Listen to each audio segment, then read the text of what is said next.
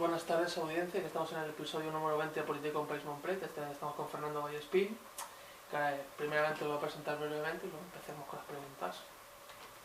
De Fernando Vallespín cabe destacar que es catedrático de Ciencia Política de la Universidad Autónoma de Madrid, universidad en la cual ha ejercido casi toda su carrera académica, que ha ocupado diversos cargos de dirección en dicha universidad. También ha sido becario postdoctoral en diversas universidades como la de Harvard, por ejemplo.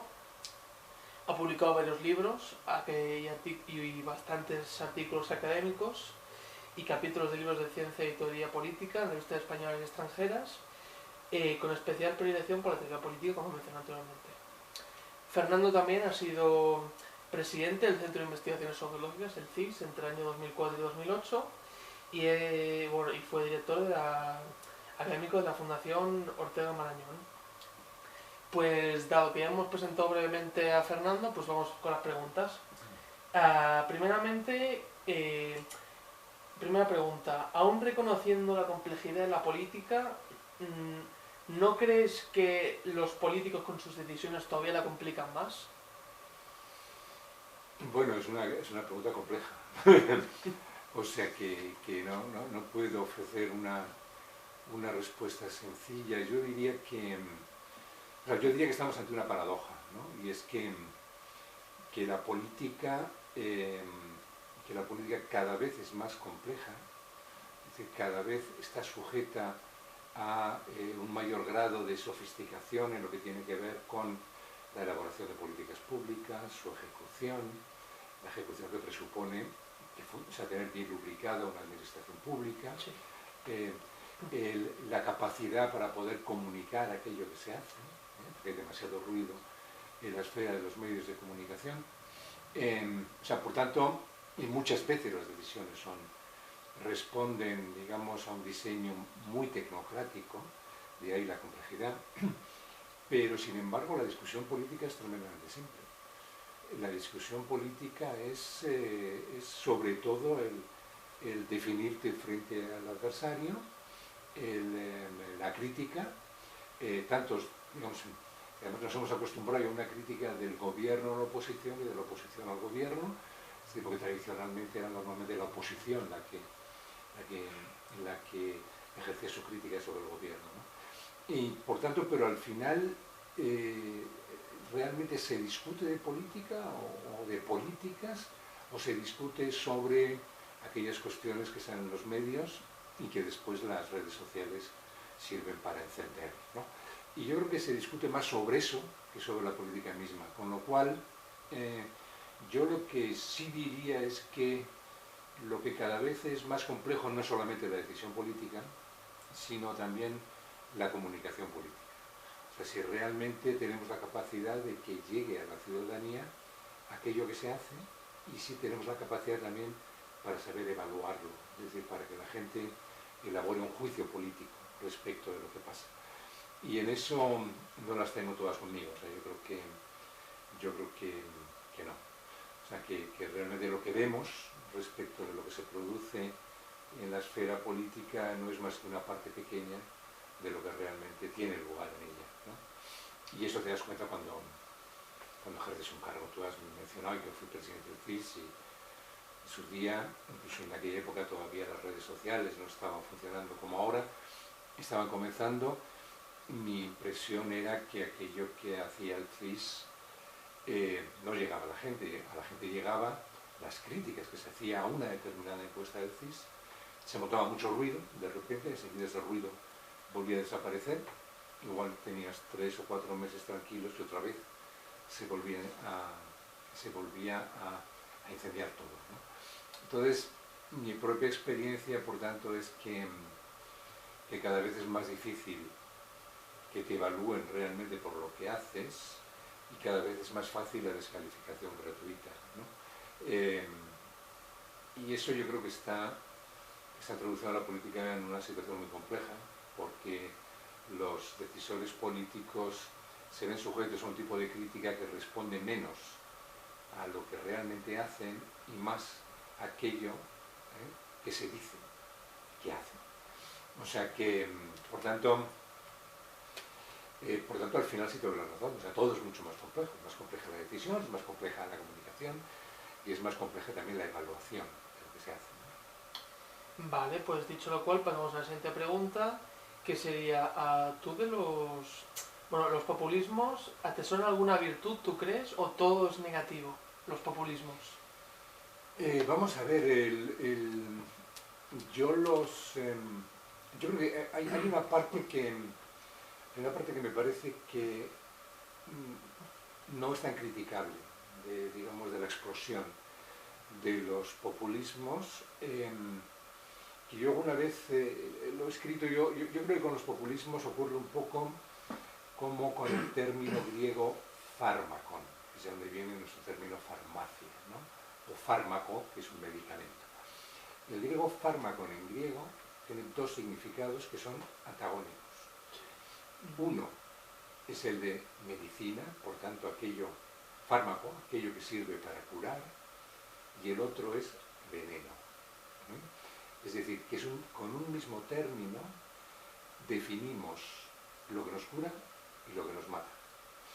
Entonces, claro, ¿por qué digo que esto se puede aplicar al populismo? Se puede aplicar al populismo porque tiene una parte que sirve como alerta dentro de los sistemas democráticos de que está ocurriendo algo, que generalmente es una separación entre un sector de la sociedad y la clase política. Los jóvenes, podríamos decir, sobre todo. Sí, pero no solamente los jóvenes. Sobre todo son sectores, porque ¿quién vota ese tipo de partidos? No son precisamente los jóvenes los que los votan, sino que son fundamentalmente, digamos, aquellos sectores sociales que no se sienten representados por la política establecida, por decirlo. Estamos hablando del auge de partidos de extrema derecha, por ejemplo, ¿no? O sea... Sí, porque también hay populismo de izquierdas, ¿no? Por ejemplo, en América Latina, sobre todo, en España fue Podemos en su momento. Entonces yo creo que, digamos, esta es la parte buena. Es decir, que es como si venga alguien tocara una campana y dijera, ojo, que aquí tenemos una crisis de representación, que hay gente que no se siente vinculada a la política establecida y que aquellos que se presentan como alternativa a todo el sistema político están consiguiendo un éxito que hace solamente 15 años no lo hubiéramos imaginado. Por tanto, digamos, esa es la parte que tiene que servir para que reflexionemos qué es lo que no funciona dentro de nuestros sistemas políticos y cómo podemos arreglarlos, ¿no? Pero luego hay otra parte que es que una vez que los populismos cobran fuerza, son tremendamente peligrosos, es decir, pueden convertirse en un veneno para los sistemas democráticos. Lo estamos viendo en Turquía, con Erdogan, que parecía que iba en una dirección para identificarse con otras democracias europeas y ahora claramente ya se ha convertido en una democracia electoral digamos, de tipo populista. Lo vimos con el Bolsonaro en Brasil, vamos a ver qué pasa ahora con Lula. Lo estamos viendo con Erdogan. ¿Por qué son un veneno para los sistemas democráticos? Pues porque, en primer lugar, lo que tratan es de eliminar cualquier poder intermedio que sirva para controlar sus decisiones. Es decir, que aquellos elementos de la democracia liberal, como la división de poderes, etcétera, sobre todo la autonomía del Poder Judicial, lo quieren eliminar, pero también quieren eliminar la prensa, digamos que... La prensa libre, sí. La prensa, sí, que son la prensa crítica. Sí. La prensa que es crítica, ¿no? Entonces, claro, lo que vemos que es bueno por un lado resulta ser terrorífico en muchos casos por otro, ¿no? Entonces, yo creo que lo que tenemos que hacer es tomar conciencia de que hay algo que no funciona en los sistemas democráticos, saber definir exactamente qué es, que ya no lo sabemos del todo, porque hay una mezcla de causas, tipo económico, de tipo político estricto, ¿no? Antes la crisis de representación a la que aludía, de sectores sociales que se sienten marginados, una crisis, digamos, de la percepción por parte de las clases medias de que se están proletarizando, sobre todo las clases medias tradicionales, la juventud que no acaba de ver un horizonte de futuro, ¿no? O sectores de la juventud que no acaban de ver un horizonte de futuro, y luego también, pues bueno, otras cuestiones que son menos presentables, por ejemplo, el racismo, Sí. Es decir, mucha gente que realmente no le gusta que en su ciudad habiten personas de otra raza o incluso de otra cultura, ¿no? Aunque no sean de otra raza.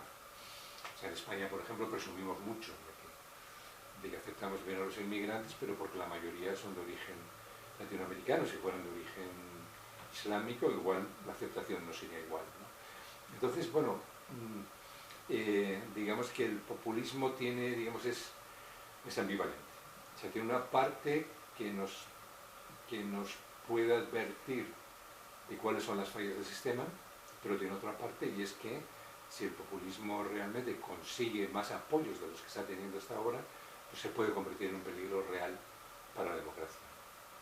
Vale, pues pasamos a la siguiente pregunta, que yo esta la veo bastante interesante, sobre lo que estábamos hablando. Bueno, en política también se puede aplicar esto, que es que todo lo que sube, baja. Pero desaparecer por completo como ciudadanos del panorama político español, ¿cómo explicarías tú este fenómeno como el de Ciudadanos? Hombre, yo creo que Ciudadanos nació con... Bueno, yo daría dos explicaciones distintas, ¿no? sobre su éxito y fracaso, ¿no?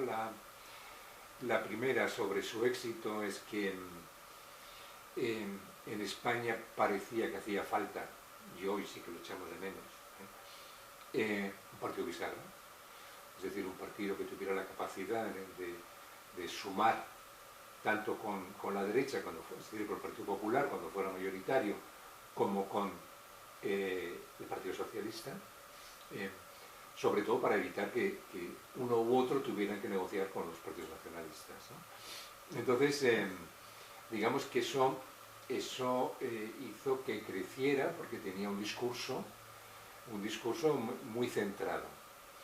Creo que se equivocó en dos cosas.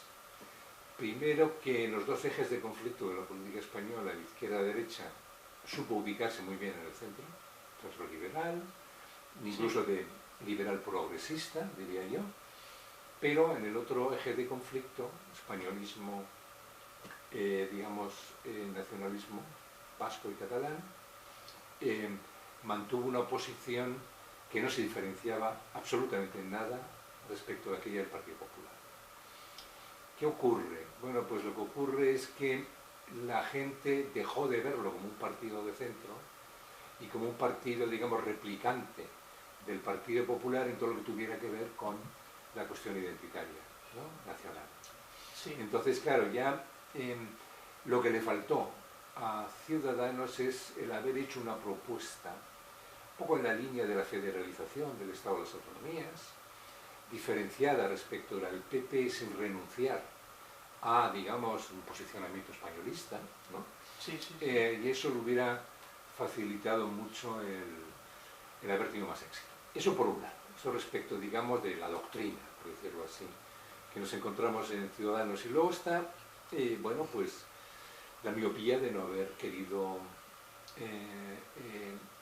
de Albert Rivera, de no haber querido pactar con Pedro Sánchez en el momento en el que tuvo la ocasión, que hubieran llegado en una coalición a 180 y tantos escaños. Claro. Y ahí fue donde metieron la pata. Y eso que ya venían, es decir, yo creo que él pensó que podría ganar por sí mismo y que para qué renunciar a ser segundo cuando podía llegar a ser primero, porque el Partido Popular estaba en ese momento en una grave crisis, y al final pues provocó la desaparición del partido.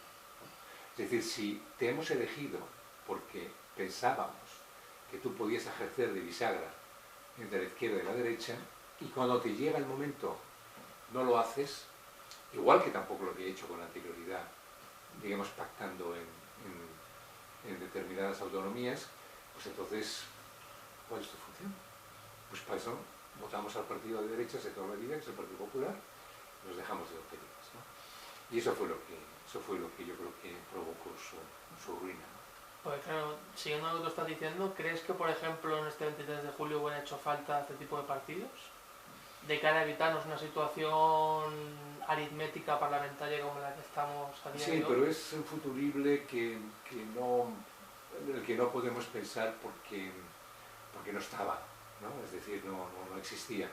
No, yo creo que había un impulso, sobre todo a la vista que el Partido Socialista estaba en una situación, bueno, venía de una legislatura donde se vio obligado a tener que pactar con partidos muy pequeños. Yo creo que la gente lo que buscó fue fortalecer el bipartidismo, ¿no? Es decir, vamos a dotar de fuerza a los dos grandes partidos para evitar que tengan que pactar con partidos menores. Pero claro, al final ninguno de los dos consiguió una mayoría suficiente como para haber podido pactar por sí mismo y, digamos, pactar dentro de su bloque. Y al quedar evidente que ninguno de los dos, porque yo creo que ninguno de los dos estaba realmente interesado en buscar algo así como una gran coalición o una serie de pactos profundos, pues digamos esa posibilidad se frustró, ¿no? Y bueno, pues al final ha resultado ser lo que fue. Y bueno, yo creo que ahí el responsable al final, yo creo que fue el propio Partido Popular, que se precipitó con los pactos autonómicos, ¿no? Y que muchos que habían apostado, como decían las encuestas, por abstenerse, exvotantes socialistas, por abstenerse. Los indecisos, sí. Pues decidieron, bueno, indecisos, y abstencionistas. Votantes socialistas, sí. esos 600.000, 800.000 que daban las encuestas, que venían votando al PSOE y que esta vez parecía que no iban a votar, se asustaron de un eventual gobierno teniendo a Abascal de vicepresidente. Y pues que eso fue al final lo que le llevó a Sánchez para mantenerse en el poder, a pactar con quien hiciera falta, incluso con Puigdemont. Entonces, ¿tú crees que esto del miedo a Vox es lo que ha ocasionado que ahora mismo, el 23 de julio, quedara como ha quedado? Sin ningún género de dudas. O sea, vamos, pero no lo digo yo, lo dice cualquier analista.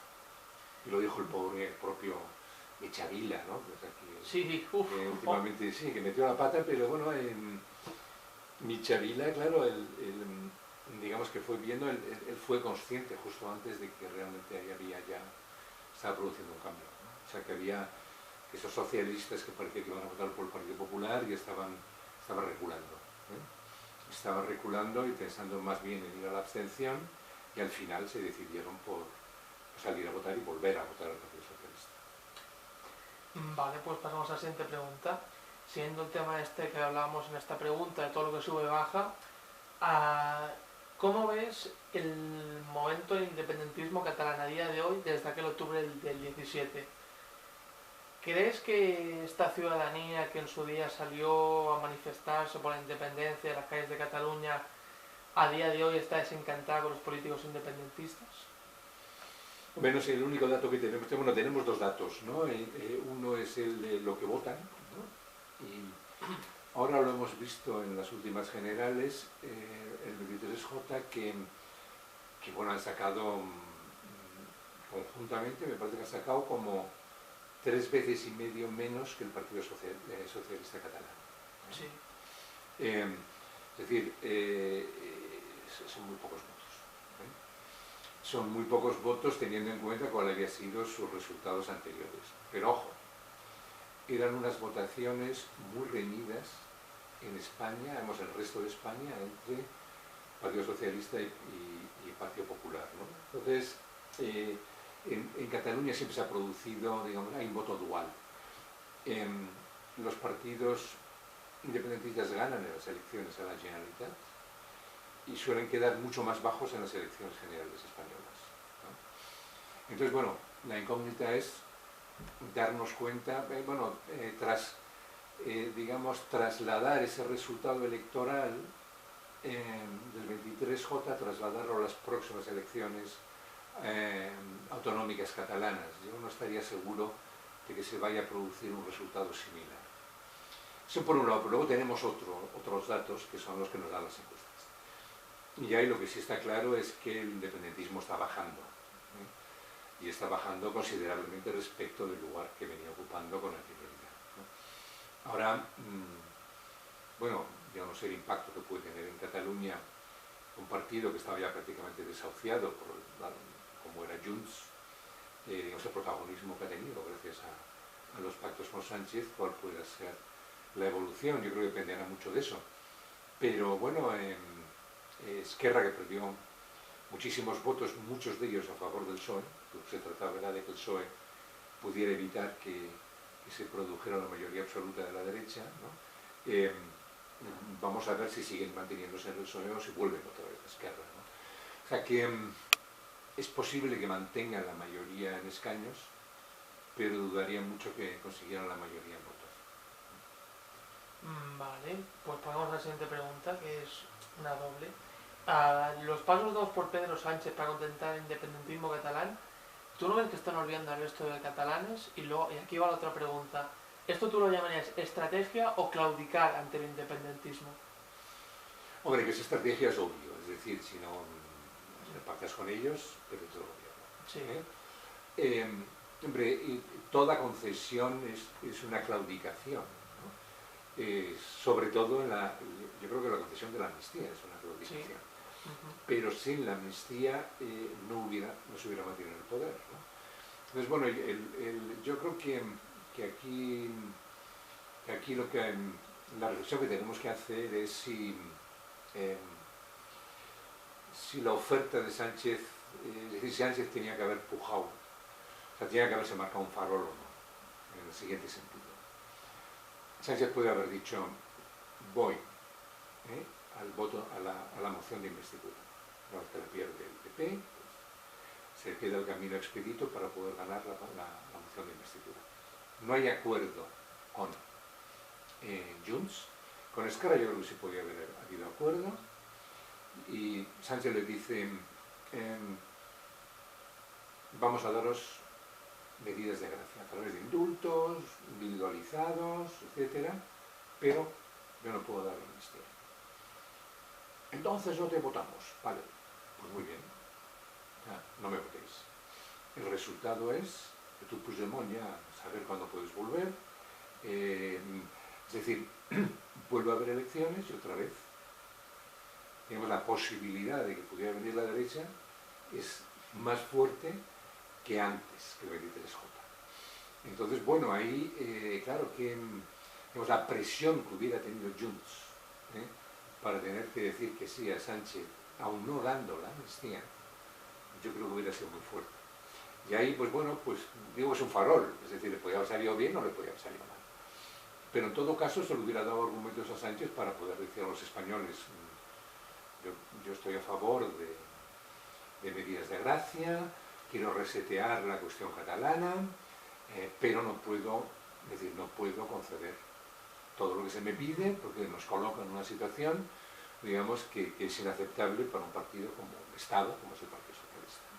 Entonces, ¿tú crees que Junts, bueno, partiendo de la base de que dentro del independentismo catalán es la rama más dura? O sea, quiero decir, la legislatura pasada se mantenían en su posición de que no iban a negociar nada con el gobierno y dejaron ese papel a Esquerra Republicana. ¿Tú crees que igualmente se nos hubiera dado la amnistía y tú crees que igualmente hubieran cedido para votar a favor de Pedro Sánchez aunque no hubieran concedido la amnistía? Sí, es probable, es probable. Vamos a ver, Junts, esto es un poco de sociología, digamos, de la política catalana, ¿no? Junts acoge a... Junts no es un partido, es en parte un sector muy importante de convergencia y unión, y luego con una serie de adendas, ¿no?, de diferentes grupos independentistas, sobre todo muy apoyado por movimientos sociales, ¿no? Pero no tiene estructura de partido. Y digamos digamos que es un sector que sociológicamente gobernaba Cataluña ha gobernado Cataluña durante décadas, ¿no? Y esa gente ha perdido el poder en Cataluña. Entonces, claro, digamos un poco la reflexión que tienen que hacer es, muchos de ellos están condenados y no pueden volver a presentarse, ¿no? Digamos, sobre todo los que fueron condenados por delitos de desobediencia, ¿no? Entonces, el propio Junqueras. Sí, Junqueras, sí. Pero bueno, ellos tienen que pensar, vamos a pasar otros 4 años, digamos, bajo el PP, que cabe esa posibilidad, porque si decimos que no, la derecha va a ser infinitamente más dura con nosotros y vamos a tener menores posibilidades, digamos, de conseguir también nuestros fines, que si no buscamos, porque en definitiva el Partido Socialista está muy predispuesto a montar una mesa de diálogo, ver qué posibilidades había. Sí, sí, sí. Bueno, aplazamos la posibilidad de referéndum, sine die, pero por lo pronto esto nos permite, diríamos, colocarnos en una situación de fortaleza dentro de Cataluña, ¿no? No sé, yo sinceramente tengo mis dudas de que hubieran votado que no. Pero claro, es un riesgo. Y Pedro Sánchez no ha querido correrlo, y ya que tengo el poder, pues mira, negocio haciendo concesiones que muchas de ellas pues, son bastante impresentables, ¿no? Con esto de Ginebra, con el mediador internacional, es decir, que eso es difícilmente justificable, ¿no? Se puede entrar incluso en una cosa tan peregrina, ¿no? Vale, pues pasamos a la siguiente pregunta. El voto ciudadano. Vamos a ver el voto ciudadano. ¿Son los políticos conscientes que la papeleta que el ciudadano deposita en la urna, que no es una papeleta, que también ese ciudadano espera un cambio en su vida y una esperanza de que su vida y la de su familia vaya mejor? No. Iba a ser un poco cínico aquí, ¿no? Vamos a ver, yo creo que, y lo dicen las encuestas, aquí se ve muy claramente,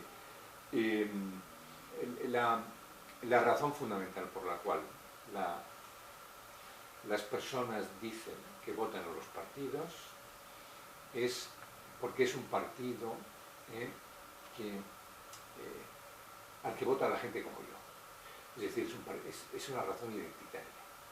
Si tú eres un burguesito de Madrid, votas al PP, diga lo que diga, ¿no? Es decir, que tú tienes un vínculo identitario con ese partido. Igual que si tú eres de la periferia obrera de Madrid, pues tú votas al Partido Socialista o votas a Sumar. Pues tú tienes ahí, mientras que, bueno, aquí hay gente que vota al Partido Socialista, ¿no? Yo por ejemplo, votando tradicionalmente al Partido Socialista, y mi voto es más ideológico, es decir, porque yo espero una serie de políticas y considero que me gustan más que las que me puede ofrecer la derecha, de que tengo una preocupación social, ¿no? Sí. Llámalo como quieras, ¿no? Pero la gente al final acaba, digamos, lo que quiere es que ganen digamos, el partido de los suyos, ¿no? Y eso se está acentuando cada vez más. Sobre todo porque la gente piensa, porque la gente tampoco es tonta, piensa que las diferencias al final que gobierna un partido u otro no son catastróficas. O sea, por lo menos no han venido siéndolo en España. Que están, digamos, que las reglas que nos impone la Unión Europea pues, son muy estrictas, temas de política económica, que eso de que te penalizan al día siguiente si socializan los medios de producción, si tienes temor a que gobierne la izquierda, que si penalizas, digamos, fiscalmente a las empresas, pues algunas se tiran del país y que habrá menor inversión extranjera. O sea, que hay un canal que es relativamente estrecho, ¿no? Por el que, habiendo muchas diferencias importantes entre unos partidos u otros, pero estás canalizado, ¿no? Dentro de unos márgenes, ¿no? Y entonces, claro, el que tú optes por unos u otros, pues tiene mucho que ver con, primero, el lugar en España, el lugar en el que habitas. O sea, si tú eres vasco, catalán, gallego en menor medida, pero también pues bueno, tiendes a votar más a partidos que sabes que van a promocionar y que van a tratar de que esté más presente tu identidad dentro de las instituciones españolas, como un todo. Por tanto, eso me parece que es una razón de peso, y eso sí que son partidos identitarios, ¿no? Es decir, que tu vinculación con ellos tiene un componente identitario importante, y ahora últimamente también digamos, el Partido Socialista tiene una ventaja respecto al Partido Popular, y es que en este tipo de zonas geográficas, incluyendo Navarra, en cierta medida también para un sector social importante Baleares, pues el Partido Socialista les da más garantía de que serán respetadas, digamos, las peculiaridades, sobre todo